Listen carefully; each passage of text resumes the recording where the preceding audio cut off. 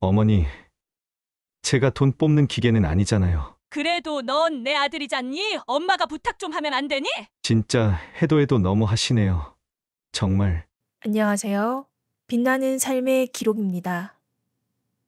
아버지의 병, 그리고 가족 안의 균열, 아무도 나서지 않는 상황 속에서 오직 한 사람, 장남 준호가 조용히 모든 짐을 짊어졌습니다.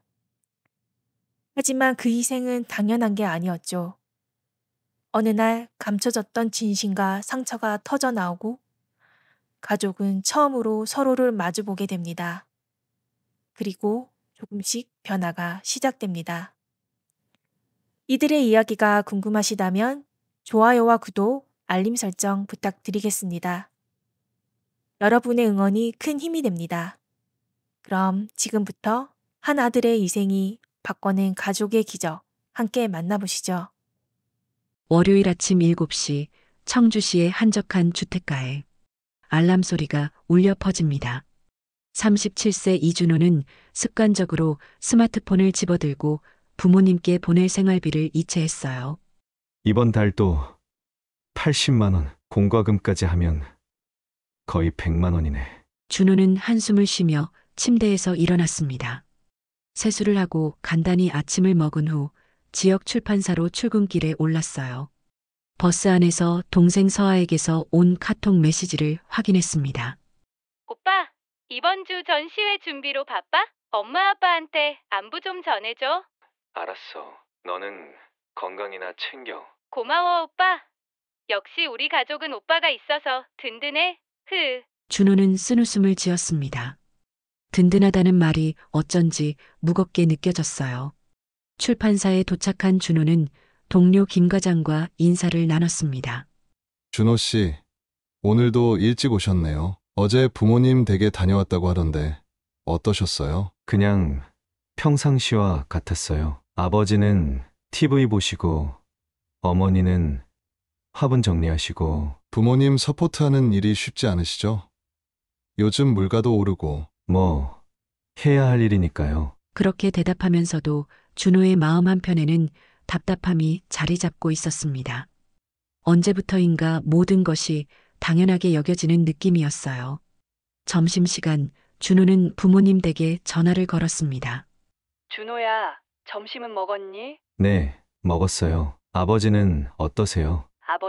아버지는 또 혈압약을 안 챙겨 드시려고 해서 잔소리를 좀 했어. 그런데 준호야, 이번 달 전기요금이 좀 많이 나왔더라. 얼마나 나왔는데요? 15만 원 정도. 에어컨을 많이 틀어서 그런가 봐. 알겠어요. 내일 처리해 드릴게요. 고맙다. 아들아, 항상 미안해. 괜찮아요. 이따 퇴근하고 잠시 드릴게요. 전화를 끊고 나서 준호는 계산기를 꺼내 이번 달 지출을 정리했습니다. 부모님 생활비 80만 원, 공과금 20만 원, 병원비 10만 원. 자신의 월급 280만 원 중 거의 절반이 부모님께 들어가고 있었어요. 오후 6시 퇴근 후 준호는 부모님 댁으로 향했습니다. 30분 거리의 버스를 타고 도착한 집은 20년 된 단독주택이었어요. 준호 왔구나. 오늘 일은 어땠어? 저야 항상 똑같죠. 아버지는 혈압약 잘 드세요? 아, 그거 깜빡깜빡해서 말이야. 나이가 드니까 기억력이 예전 같지 않아. 준호야, 저녁 해놨으니까 먹고 가거라. 아니에요. 집에서 먹을게요. 언제나 바쁘기만 하네. 서아는 요즘 어떻게 지내니? 전시회 준비한다고 바빠요. 그 애는 참 예술가다워. 자유롭게 사는 게 부러워. 그 순간 준호는 묘한 감정을 느꼈습니다. 서아는 자유롭게 살고 자신은 가족을 책임지는 역할. 이것이 정말 공평한 건지 의문이 들었어요. 집으로 돌아가는 길, 준호는 편의점에서 컵라면을 사서 간단히 저녁을 해결했습니다. 혼자 앉아 라면을 먹으며 오늘 하루를 되돌아봤어요. 매일 똑같은 일상이네. 그때 서아에게서 또 메시지가 왔습니다. 오빠, 오늘 작품 하나 팔렸어. 50만 원 받았는데 맛있는 거 사 먹어야지. 축하해. 고마워. 아, 그런데 아빠는 요즘 어떠셔? 혈압약 잘 챙겨 드시나? 오빠가 항상 잘 챙겨주니까 걱정 없지만 나중에 시간 나면 전화나 해봐야겠다. 준호는 답장을 보내지 않고 폰을 내려놓았습니다. 문득 자신만 가족의 짐을 지고 있는 것 같은 기분이 들었어요. 토요일 오후 준호는 부모님 댁에서 아버지와 함께 고장난 선풍기를 고치고 있었습니다. 이 선풍기도 벌써 10년이 됐나? 새 걸로 바꿔야 하나? 아직 쓸만해요. 바람도 쌩쌩하게 불고 회전도 잘 되니 더 쓰셔도 될 것 같아요. 항상 고맙다. 준호야. 내가 없었으면 우리가 어떻게 살았을지. 선풍기를 분해하던 중 준호는 아버지의 서재에서 먼지를 털어내다가 책꽂이 뒤로 떨어진 봉투를 발견했습니다. 아버지, 이건 뭐예요? 어? 그게 뭐지? 봉투를 열어보니 유언장이라고 적힌 서류가 들어 있었어요. 준호는 호기심의 내용을 읽기 시작했습니다. 그런데 읽으면 읽을수록 준호의 표정이 굳어갔어요.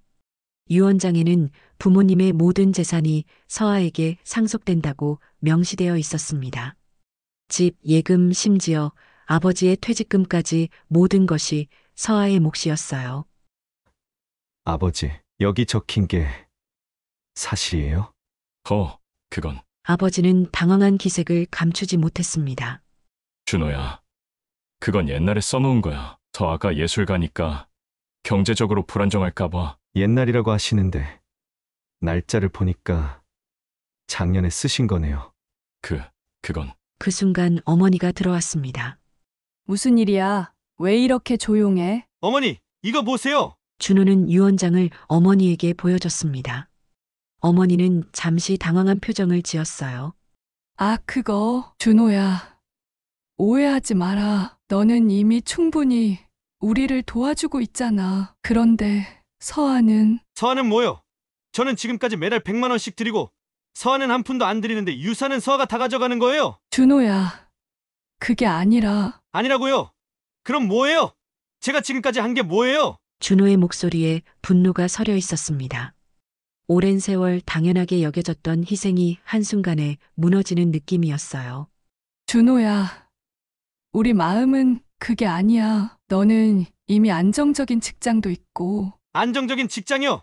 제 월급의 절반을 여기에 쓰고 있는데 뭐가 안정적이에요?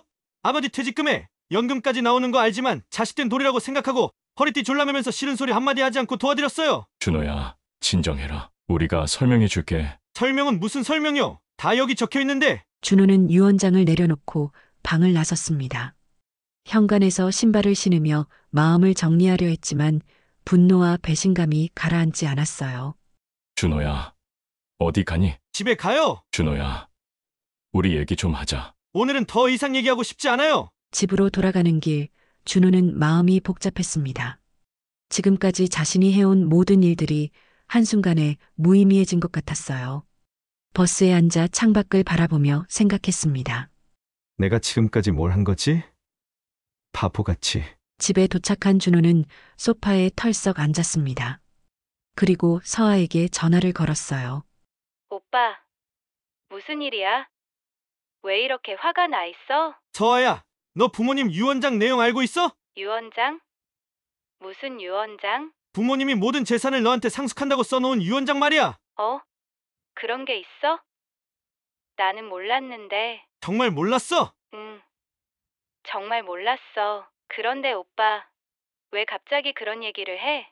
아니야, 그냥 궁금해서. 오빠, 화 많이 난 거 같은데. 이런 목소리 처음 들어봐. 괜찮은 거야? 아니야, 피곤해서 그래. 나 먼저 끊을게. 전화를 끊고 준호는 천장을 바라봤습니다. 서아는 정말 몰랐던 것 같았어요. 하지만 그렇다고 해서 기분이 나아지지는 않았습니다. 그날 밤 준호는 잠을 이루지 못했습니다. 지금까지의 모든 일들이 머릿속을 스쳐 지나갔어요. 매달 보내는 생활비, 공과금, 병원비, 그리고 감사하다는 말만 되풀이하는 부모님의 모습이 떠올랐습니다. 이제 정말 그만해야겠다. 준호는 그렇게 결심했습니다. 월요일 아침 준호는 평소와 다르게 부모님께 생활비를 이체하지 않았습니다. 대신 간단한 메시지를 보냈어요. 이번 달부터 생활비 송금을 중단하겠습니다. 앞으로는 직접 해결하세요. 30분 후 어머니에게서 전화가 왔습니다. 준호야, 무슨 일이야? 갑자기 왜 이런 메시지를 보내니? 말 그대로예요. 더 이상 지원하지 않겠어요. 준호야, 지난번 일로 화가 난 거니? 우리가 잘못했어. 유 원장은 다시 쓸게. 유 원장 문제가 아니에요. 저도 제 인생을 살고 싶어요. 그럼 우리는 어떻게 살라고 그러니? 아버지 퇴직금 모아두신 것도 있고 연금도 나오는 거 있잖아요. 씀씀이만 줄이시면 두 분 사시는데 아무 문제 없을 거라 믿어요. 준호야, 제발 우리가 진짜 잘못했어. 다시 한 번만 기회를 줘. 죄송해요. 저는 여기까지 할게요. 전화를 끊고 준호는 복잡한 마음을 달랬습니다. 미안한 마음이 들면서도 이제는 정말 그만두고 싶었어요. 오후에 아버지에게서 전화가 왔습니다. 준호야, 아버지다. 네, 우리 만나서 얘기 좀 하자. 이렇게 전화로는 안 될 것 같아. 더 이상 할 얘기가 없어요. 준호야, 아버지가 잘못했다. 유 원장도 찢어버릴게. 그러니까 제발. 아버지, 유 원장이 문제가 아니에요. 그냥 지금까지 제가 한 일들이 모두 부정당한 기분이에요. 그럼 우리 둘이 어떻게 살라고 그러니? 연금만으로는 부족해. 아직 일할 수 있으시잖아요. 아버지 나이가 68세예요. 요즘 70세까지 일하는 분들 많아요. 준호야, 죄송합니다. 더 이상 얘기하고 싶지 않아요. 수요일 서아에게서 전화가 왔습니다. 오빠, 부모님이 연락하셨어. 오빠가 갑자기 생활비를 안 보내준다고 하는데 무슨 일이야? 별일 아니야. 그냥 보통의 삶으로 돌아간 것뿐이야. 오빠, 뭔가 오해가 있는 것 같은데 엄마 아빠가 많이 걱정하고 계셔. 서아야, 너도 이제 부모님 좀 도와드려.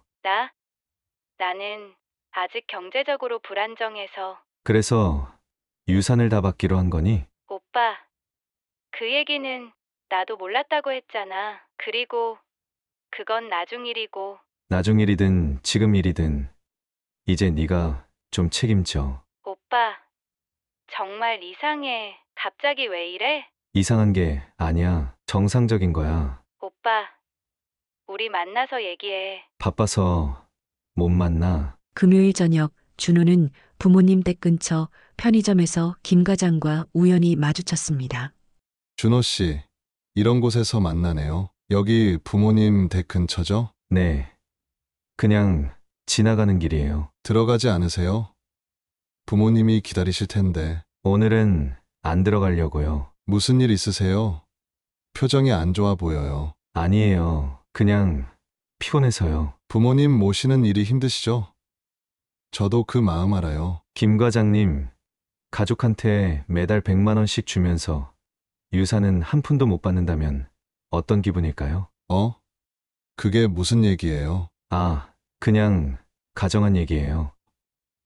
그럼 좀 억울하겠네요. 그런데 준호 씨, 설마 그런 일이 있는 건 아니죠? 아니에요. 그럼 저 먼저 가볼게요. 집으로 돌아가며 준호는 자신의 선택이 옳은지 확신이 서지 않았습니다. 하지만 더 이상 일방적으로 희생하고 싶지는 않았어요. 어느 날 오후 어머니에게서 다시 전화가 왔습니다. 준호야, 이번 달 전기요금 고지서가 나왔는데 어떻게 하지? 어머니가 직접 내세요. 준호야, 우리 돈이 부족해. 연금만으로는 정말 힘들어. 그럼 절약하세요. 절약을 해도 기본적인 것들은 필요하잖아. 필요하다면 방법을 찾으셔야죠. 준호야, 제발 엄마 말 좀 들어줘. 어머니, 저도 제 인생 살아야 해요. 그 주말 준호는 처음으로 자유로운 시간을 가졌습니다. 부모님 댁에 가지 않고 집에서 편히 쉬거나 친구들과 시간을 보냈어요. 죄책감이 들기도 했지만 한편으로는 홀가분한 기분이었습니다. 하지만 마음 한편에는 여전히 걱정이 남아 있었어요. 준호가 생활비 지원을 중단한 지 2주가 지났습니다. 부모님 댁은 점점 혼란스러워지고 있었어요. 월요일 아침 창수는 전기요금 고지서를 들고 아내 혜숙과 상의하고 있었습니다. 여보, 이번 달 전기요금이 20만 원이야. 어떻게 하지? 20만 원. 이렇게 많이 나온 적이 없는데 에어컨을 너무 많이 틀었나? 그런데 이렇게 더운데 어떻게 안 틀고 살아? 준호한테 연락해봐야겠어. 준호는 안 받을 거야. 벌써 며칠째 전화도 안 받잖아. 그럼 서한테 연락해볼까? 서아가 뭘 도와줄 수 있겠어. 그 애도 자기 살기 바쁘다고 하잖아. 해숙은 한숨을 쉬었습니다. 그동안 준호가 모든 것을 해결해 주는 것이 당연하다고 생각했는데 막상 없어지니 막막했어요. 우리 연금으로는 정말 부족하네. 그럼 어떻게 해야 하지? 전기를 끊을 수는 없고. 일단 절약부터 해보자. 에어컨 좀 덜 틀고. 화요일 해숙은 마트에서 장을 보며 가격표를 유심히 살펴봤습니다. 평소에는 신경 쓰지 않았던 가격들이 눈에 들어왔어요. 달걀이 이렇게 비쌌나? 한 판에 8,000원이네. 요즘 물가가 많이 올랐어요. 어르신도 힘드시죠? 그러게 말이야. 연금 받는 사람들은 정말 힘들어. 집으로 돌아가며 해숙은 평소보다 훨씬 적은 장바구니를 들고 있었습니다. 그동안 필요한 것들을 자유롭게 샀던 것과는 대조적이었어요. 수요일 저녁 창수는 오래된 친구 박영수와 전화통화를 했습니다. 창수야, 요즘 어떻게 지내? 그냥 그렇지 뭐. 너는 어때? 나는 아직도 경비 일하고 있어. 용돈이라도 벌어야지. 힘들지 않아? 힘들지. 그런데 어쩌겠어. 연금만으로는 부족하잖아. 그러게. 나도 일을 다시 해야 하나 생각 중이야. 너 아들이 잘 도와주는 것 아냐? 그게 요즘 좀 상황이 복잡해. 무슨 일이야? 말하기 좀 그러네. 아무튼 나도 일을 알아봐야겠어. 목요일 서아가 부모님 댁을 방문했습니다. 엄마, 아빠, 잘 지내셨어요? 서아야, 온 김에 좀 앉아있거라. 네, 그런데 집안이 좀 어둡네요. 전등을 켜세요. 아, 그게 요즘 전기세를 절약하려고. 전기세를 절약해요? 왜요? 서아야, 너 오빠한테 연락해봤니? 연락해봤는데 피하는 것 같아요. 무슨 일 있었어요? 오빠가 이번 달부터 생활비를 안 보내준다고 하더라. 진짜요? 그때 화나서 괜히 그러고 마는 줄 알았는데. 왜요? 유원장 때문인 것 같아. 우리가 실수했어. 아, 그 유원장, 정말 그런 게 있었어요? 있었어. 그런데 우리 생각에는 네가 경제적으로 불안정하니까. 그런데 왜 오빠한테 말씀 안 하셨어요? 우리도 그냥 오빠는 이미 충분히 도와주고 있다고 생각했거든. 엄마, 아빠, 그건 너무했어요. 오빠 입장에서는 억울할 만하죠. 그런데 이제 와서 어떻게 해야 할지 모르겠어. 일단 제가 오빠한테 다시 연락해 볼게요. 그리고 당분간 제가 좀 도울게요. 서아야, 너도 힘들 텐데. 괜찮아요. 이번 달 작품 판매로 여유가 좀 생겼어요. 금요일 저녁 서아는 준호에게 여러 번 전화를 걸었지만 받지 않았습니다. 결국 문자 메시지를 보냈어요. 오빠, 부모님 댁에 다녀왔어. 상황이 심각해. 우리 꼭 만나서 얘기해야 할 것 같아. 뭐가 심각해? 부모님이 정말 힘들어하세요. 전기도 아껴 쓰시고, 장도 제대로 못 보시고. 그래서 오빠, 너무 하는 거 아니야? 아무리 그래도 부모님인데. 너도 이제 좀 도와드려. 나도 돕고 있어. 이번 달부터 생활비 일부 보내드리기로 했어. 그래? 그럼 됐네. 오빠, 이렇게 차갑게 굴지 마. 우리 가족인데. 가족이면 공평해야 하는 거 아니야? 무슨 소리야? 나는 지금까지 매달 100만 원씩 드렸어. 너는 한 번이라도 드린 적 있어? 나는 아직 경제적으로. 그 말 그만해. 이제 네가 책임져. 토요일 창수는 혼자 집 근처를 산책하며 생각에 잠겼습니다. 그동안 준호의 도움을 당연하게 여겼던 자신을 돌아보게 되었어요. 내가 너무 안일했나? 준호한테만 의존하고. 공원 벤치에 앉아 쉬던 창수는 옆자리의 동년배 남성과 대화를 나누게 되었습니다.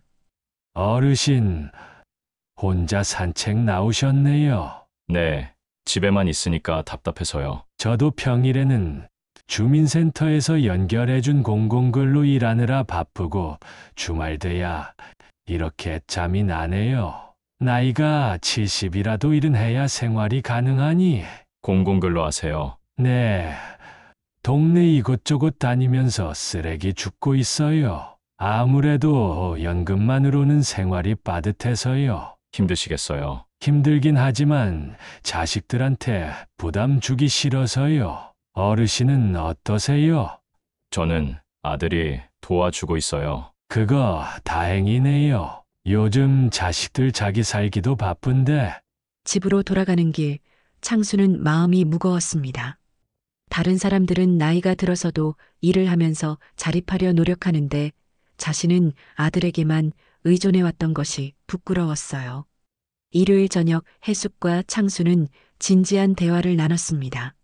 여보, 우리가 준호한테 너무 의존해왔던 것 같아. 나도 그 생각을 했어. 다른 사람들 보니까 우리 나이에도 일하는 사람들이 많더라. 그런데 이제 와서 준호한테 어떻게 사과해야 할지. 일단 우리가 할 수 있는 것부터 해보자. 나도 일자리를 알아보고. 여보가 일을 다시 해? 괜찮겠어? 괜찮아. 아직 건강하잖아. 그리고 준호한테만 의존할 수는 없어. 그럼 나도 뭔가 해봐야겠네. 집에서 할 수 있는 일이라도. 그날 밤 부모님은 처음으로 경제적 자립에 대해 진지하게 고민하기 시작했습니다. 그동안 준호의 지원이 있었기에 안일했던 자신들을 반성하게 되었어요. 준호가 생활비 지원을 중단한 지 3주가 지난 어느 날 아침 예상치 못한 일이 벌어졌습니다. 창수는 평소와 같이 아침 산책을 나가려고 현관에서 신발을 신고 있었어요. 그런데 갑자기 가슴이 답답해지면서 숨이 가빠왔습니다. 이상하다. 창수는 가슴을 짚으며 벽에 기댔습니다. 심장이 불규칙하게 뛰는 것이 느껴졌어요. 여보, 왜 그래? 무슨 일이야? 가슴이 아파. 해숙이 달려와 보니 창수의 얼굴이 창백해져 있었습니다. 여보, 괜찮아? 어떻게 아픈데? 숨이 안 쉬어져. 그 순간 창수는 바닥에 주저앉았습니다. 해숙은 당황해서 119에 신고했어요. 여보세요? 119죠? 우리 남편이 갑자기 쓰러졌어요. 어떤 증상이세요? 의식은 있나요? 가슴 통증을 호소하다가 쓰러졌어요. 의식은 있는데 얼굴이 창백해요. 주소 알려주세요. 즉시 출동하겠습니다. 구급차가 도착하기까지 해숙은 창수 곁에서 계속 말을 걸었습니다. 여보, 괜찮을 거야. 곧 병원 가니까 걱정하지 마. 준호한테 연락해. 연락할게. 걱정하지 마. 구급차가 도착했고 응급구조사들이 창수를 들것에 옮겼습니다. 심전도 상 심근경색 의심됩니다. 즉시 병원으로 이송하겠습니다. 병원 응급실에 도착한 후 창수는 즉시 중환자실로 옮겨졌습니다. 의사가 해숙에게 상황을 설명했어요. 응급 심혈관 수술이 필요합니다. 비용이 상당할 텐데 보험은 어떻게 되시나요? 보험은 기본적인 건강보험만 있어요. 그럼 본인 부담금이 꽤 많이 나올 것 같습니다. 가족들과 상의해 보세요. 해숙은 떨리는 손으로 준호에게 전화를 걸었습니다. 준호야, 아버지가. 어머니? 무슨 일이에요? 아버지가 쓰러지셨어. 지금 병원이야. 뭐라고요? 어느 병원이에요? 성주성 모병원이야. 응급수술을 해야 한다는데. 지금 갑니다. 준호는 회사에 급히 연락하고 병원으로 달려갔습니다. 마음이 복잡했어요. 화가 나 있었지만 아버지가 위험하다는 소식에 걱정이 앞섰습니다. 병원에 도착한 준호는 응급실 앞에서 눈물을 흘리고 있는 어머니를 발견했어요. 어머니, 아버지는 어떠세요? 지금 수술 중이야. 의사 선생님이 심각하다고 하셨어. 그리고 수술비도 많이 나올 거라 하시고. 수술비는 얼마나 나와요? 그게 보험이 안 되는 부분이 많아서 700만 원 정도 필요하다고 해. 700만 원요? 준호야, 어떡하지? 너희 아버지 퇴직금 넣어둔 거 해지하고 빼내야 할 것 같은데. 준호는 잠시 말이 없었습니다. 화가 나 있던 상황이었지만 아버지의 생명이 걸린 문제였어요. 그때 서아가 도착했습니다. 오빠, 아버지는 어떠셔? 수술 중이야. 수술비는 어떻게 해? 나는 200만 원 정도밖에 없어. 서아야, 너무 무리하지 마라. 일단 내가 처리할게. 오빠, 아버지 생명이 중요하니까. 준호는 병원 수납처에서 수술비를 결제했습니다. 적금을 깨고 신용카드 한도를 거의 다 써야 했어요. 수술이 끝난 후 의사가 나와 설명했습니다. 다행히 수술은 성공했습니다. 하지만 앞으로 지속적인 치료가 필요해요. 얼마나 더 필요한가요? 약값과 정기검진 비용이 매달 30만 원 정도 들 것 같습니다. 알겠습니다. 중환자실에 누워있는 아버지를 보며 준호는 복잡한 감정을 느꼈습니다. 화가 나 있었지만 가족에 대한 걱정과 사랑은 여전했어요. 준호야, 미안하다. 괜찮아요. 건강부터 회복하세요.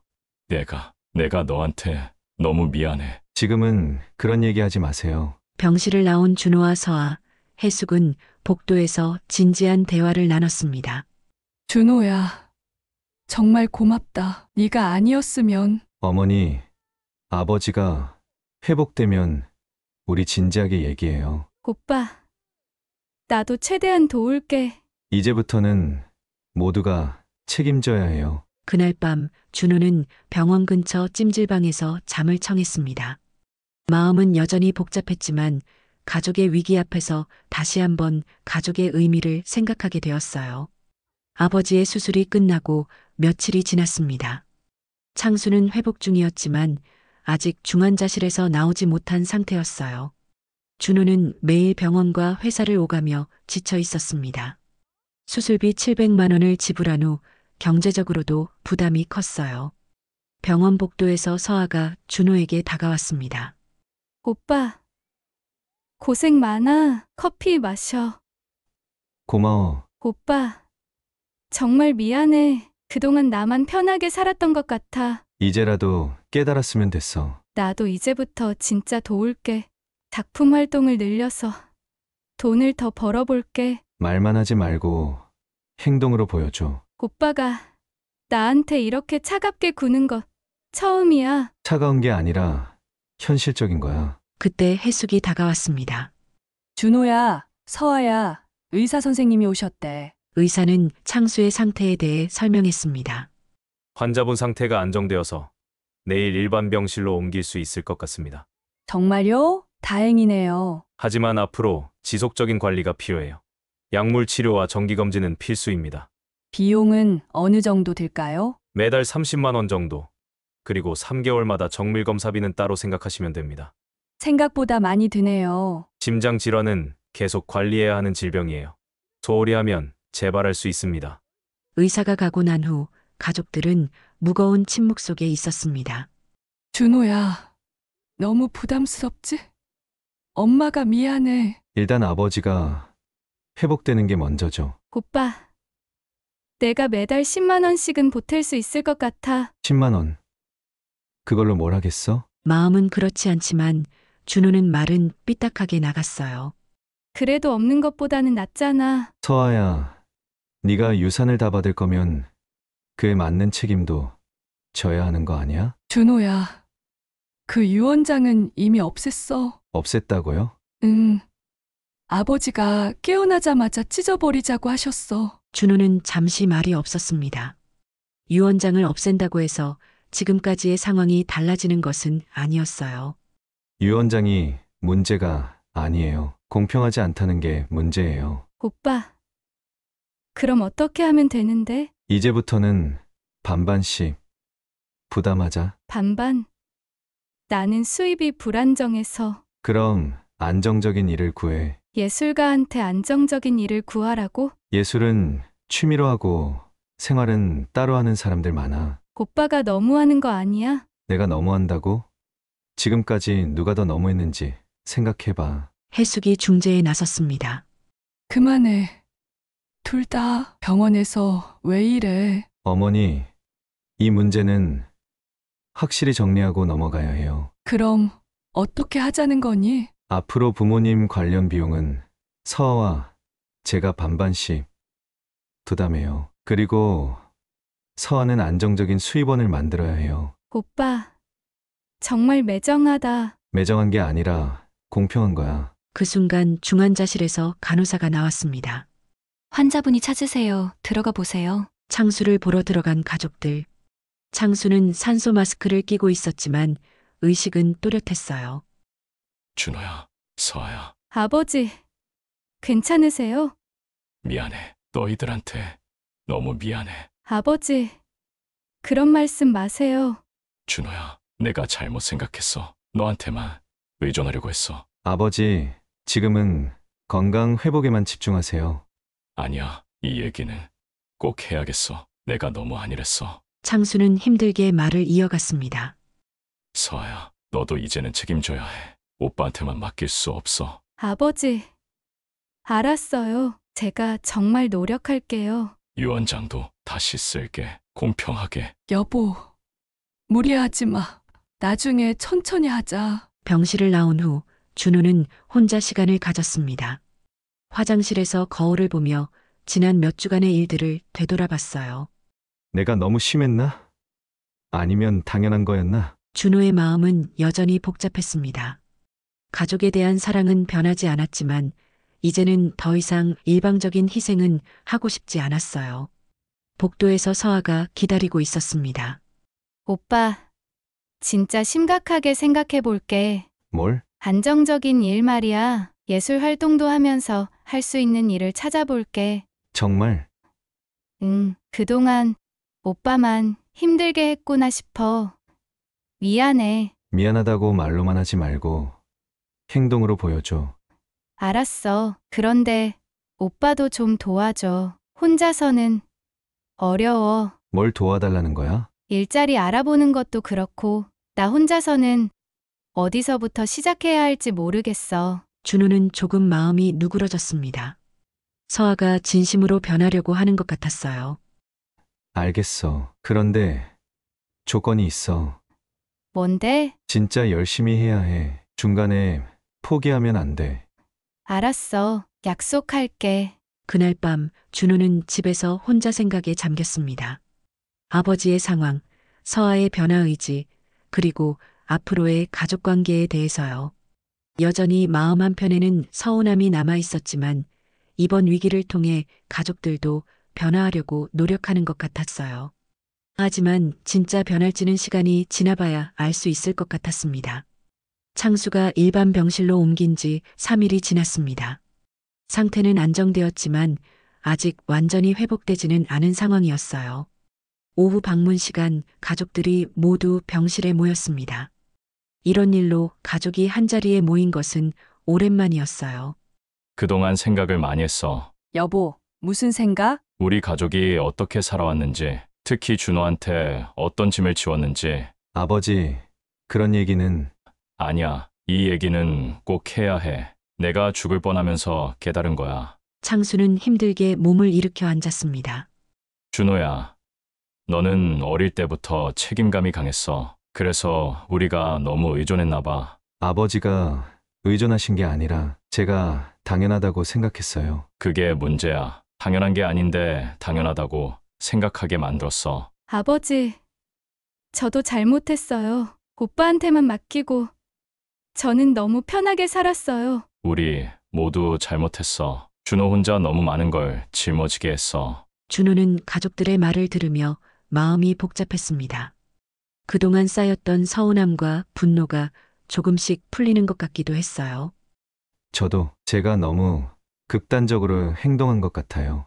아니야, 네가 화낼 만했어. 오히려 늦었지. 오빠, 나 정말 반성하고 있어. 어제 구인 광고도 찾아봤어. 정말? 미술 관련 일자리나 문화센터 강사 같은 거 말이야. 서아야, 무리하지 마라. 아니에요. 엄마, 이제 정말 책임져야죠. 창수가 준호를 바라봤습니다. 준호야, 아버지가 하고 싶은 말이 있어. 네. 고마웠어. 정말 고마웠어. 그리고 미안해. 아버지. 아버지도 이제 뭔가 해볼게. 나이가 많아도 할 수 있는 일이 있을 거야. 여보, 몸이 아직 안 좋은데. 몸은 괜찮아질 거야. 계속 너한테만 의존할 수는 없어. 그때 담당 의사가 병실에 들어왔습니다. 안녕하세요. 환자분 상태 확인하러 왔습니다. 선생님, 언제쯤 퇴원할 수 있을까요? 다음 주 정도면 퇴원 가능할 것 같습니다. 다만 집에서도 꾸준히 관리하셔야 해요. 어떤 관리가 필요한가요? 약물 복용, 정기 검진, 그리고 적당한 운동이요. 스트레스 관리도 중요하고요. 스트레스 관리요? 네. 심장 질환에서는 스트레스가 가장 큰 적이에요. 가족들의 도움이 중요합니다. 의사가 나간 후 가족들은 조용해졌습니다. 아버지, 스트레스 받지 마세요. 앞으로는 우리가 잘 나눠서 할게요. 고맙다, 준호야. 아버지, 저도 이제 정말 달라질게요. 서아야, 너무 무리하지는 마라. 천천히 하자. 아니에요. 이제 정말 어른이 되어야죠. 저녁 시간 준호와 서아는 병원 카페테리아에서 대화를 이어갔습니다. 창수가 퇴원 준비를 하며 가족 모두가 조금씩 마음을 열기 시작한 순간이었습니다. 오빠, 진짜 미안해. 그동안 너무 무책임했어. 미안하다는 말은 이제 그만해. 앞으로 어떻게 할 건지가 중요해. 알았어. 일단 문화센터에서 미술 강사 자리를 알아봤어. 월 200만 원은 벌 수 있을 것 같아. 좋네. 그럼 부모님 비용에서 네 몫은 그걸로 충당할 수 있겠네. 응. 최대한 노력할게. 오빠도 좀 도와줄 거지? 응. 지원은 해줄게. 근데 이번엔 진짜 책임감 있게 해봐. 카페테리아에서 나온 두 사람은 병실로 돌아가 창수와 해숙과 함께 앉았습니다. 창수는 약간 힘겹게 몸을 일으키며 입을 열었어요. 준호야, 서아야, 오늘 병원에서 퇴원 날짜를 정했어. 다음 주 금요일에 퇴원하면 괜찮대. 그동안 고생 많았어요. 여보, 이제 집에서 푹 쉬면서 컨디션 회복해요. 쉬는 것도 중요하지만 나도 뭔가 해야겠어. 집에서 할 수 있는 일을 찾아볼게. 아버지, 몸이 아직 회복 중이시니 무리하지 마세요. 저랑 서아가 도울 테니까요. 맞아요. 아버지, 저도 이제부터 적극적으로 도울게요. 창수는 고개를 끄덕이며 미소를 지었어요. 고맙다. 준호야, 서아야. 이제는 나도 손 놓고 있지만은 않을 거야. 많이 반성했어. 여보, 우리 다 같이 노력하면 되잖아요. 준호도 이제 자기 삶을 챙겨야 하고요. 네, 어머니, 저도 더 이상 희생만 하는 건 아니에요. 앞으로는 제 행복도 챙길 겁니다. 그 순간 가족 모두가 서로를 바라보며 묵묵히 동의했어요. 오랜 침묵 끝에 창수가 다시 입을 열었습니다. 유언장 문제도 다시 정리해야겠어. 공평하게 나눌게. 준호도 서아도 똑같이 받게. 아버지, 그건 나중에 천천히 결정해도 아무 문제 없어요. 지금은 건강이 먼저예요. 맞아요. 아빠, 저도 오빠 말에 동의해요. 유언장이 뭐가 중요해요. 아빠 건강부터 챙겨요. 그래. 우리 가족이 다시 시작하는 거야. 서로 돕고 서로 존중하면서. 병실 안은 따뜻한 분위기로 가득 찼습니다. 준호는 마음속 깊은 곳에 남아있던 서운함이 조금씩 녹아내리는 것을 느꼈어요. 여전히 완전한 화해는 아니었지만 이 대화가 새로운 시작이 될 것 같았습니다. 창수가 태어난 후 가족은 각자의 삶을 재정비하기 시작했어요. 준호는 출판사 일을 계속하면서도 개인적인 시간을 가지려 노력했습니다. 어느 날 그는 오랜 꿈이었던 소설 집필을 다시 시작했어요. 이제 내 인생도 챙겨야겠네. 매일 출판사만 다닐 순 없어. 퇴근 후 그는 노트북을 열고 첫 장을 썼습니다. 내 이야기부터 써보자라며 미소를 지었어요. 동료 김 과장이 이를 알아챈 어느 날 대화를 나눴습니다. 준호 씨, 요즘 표정이 밝아졌네요. 무슨 좋은 일 있어요? 네, 개인적인 프로젝트를 시작했어요. 소설 써보고 싶었거든요. 와, 멋지네요. 주제는 뭐예요? 가족에 관한 이야기예요. 제 경험을 바탕으로요. 그럼 출판사에서 도움 줄 수도 있을지도 몰라요. 힘내세요. 한편 서아는 문화센터 미술 강사로 첫 수업을 시작했어요. 초보였지만 열정적으로 임했습니다. 오늘은 물감으로 간단한 풍경화를 그려볼게요. 다들 따라와 보세요. 수업 후 그녀는 준호에게 전화를 걸었어요. 오빠, 첫 수업 끝냈어. 생각보다 너무 재미있었어. 월급도 다음 달이면 나오고. 잘 됐네. 그러면 다음 달부터 부모님 비용에 보태줄 수 있는 거야? 응, 월 200만 원은 확보했어. 더 벌 수 있도록 노력할게. 아니야. 처음부터 욕심 부리지 말고 천천히 해. 부모님 댁에서도 변화가 있었어요. 창수는 주민센터에서 소개받아 지역 경로당에서 자원봉사자로 활동을 시작했습니다. 경로당에서 할 수 있는 일이 많아. 그렇게 힘들지도 않고. 여보, 몸 조심하면서 하세요. 나도 집에서 포장부업 시작해볼까 해요. 좋아. 우리 같이 해보자. 가족은 각자의 방식으로 자립을 시도하며 새로운 삶을 개척해 갔습니다. 준호는 더 이상 모든 짐을 혼자 지지 않아도 된다는 안도감을 느꼈어요. 어느 날 좋은 주말, 가족은 청주 근처 공원에서 모임을 가졌어요. 따뜻한 봄 햇살 아래 그들은 피크닉 매트를 깔고 함께 시간을 보냈습니다. 준호야, 서아야, 오늘 이렇게 모여서 시간 내니까 너무 좋다. 맞아요. 우리 가족이 다시 하나 된 기분이에요. 아버지, 어머니, 이렇게 좋은 봄날에 다 같이 모이니 예전 어릴 때 생각도 나고 너무 좋아요. 그러게 오빠, 행복이 별게 아닌데 너무 좋다. 고맙다. 아들, 딸아. 너희들 덕분에 건강도 되찾고 책임감 있는 삶을 사는 것 같아. 요즘 다시 태어난 기분이야. 우리 이제 서로 돕고 서로 존중하면서 살아가자. 피크닉 중 준호는 어린 시절 가족과 함께한 기억을 떠올리며 미소를 지었어요. 서아는 사진을 찍으며 즐거워했고 부모님은 손을 맞잡고 따뜻한 눈길을 주고받았습니다. 오빠, 이거 오랜만에 우리 가족 피크닉 사진으로 남기자. 그래, 좋아. 공원에서 돌아오는 길 준호는 마음이 가벼웠어요. 가족에 대한 사랑은 여전했지만 이제는 독립적인 관계를 유지하며 서로를 지지하는 법을 배웠습니다. 가족은 짐이 아니라 함께 성장하는 동반자지. 집에 도착한 준호는 노트북을 열고 소설을 이어 썼어요. 이야기는 화해와 용서로 마무리되며 그의 새로운 시작을 상징했습니다. 가족의 재발견은 단순한 화해를 넘어 각자가 자신을 찾아가는 여정으로 이어졌습니다. 여러분, 오늘 이야기는 어떠셨나요? 부모님의 노후와 자식의 부담 사이에서 우리는 때로 당연한 희생을 요구하거나 무심코 상처를 주기도 합니다. 하지만 이 이야기 속 아들처럼 감정의 골이 깊어질수록 서로를 이해하고 존중하는 대화가 얼마나 중요한지 느끼게 됩니다. 가족이라는 이유로 무조건적인 희생을 당연시하기보다는 서로를 하나의 인격체로 인정하고 존중해야 진정한 가족이 아닐까요? 이야기를 통해 여러분도 한 번쯤 부모님과의 대화, 자식과의 관계를 돌아보셨으면 좋겠습니다.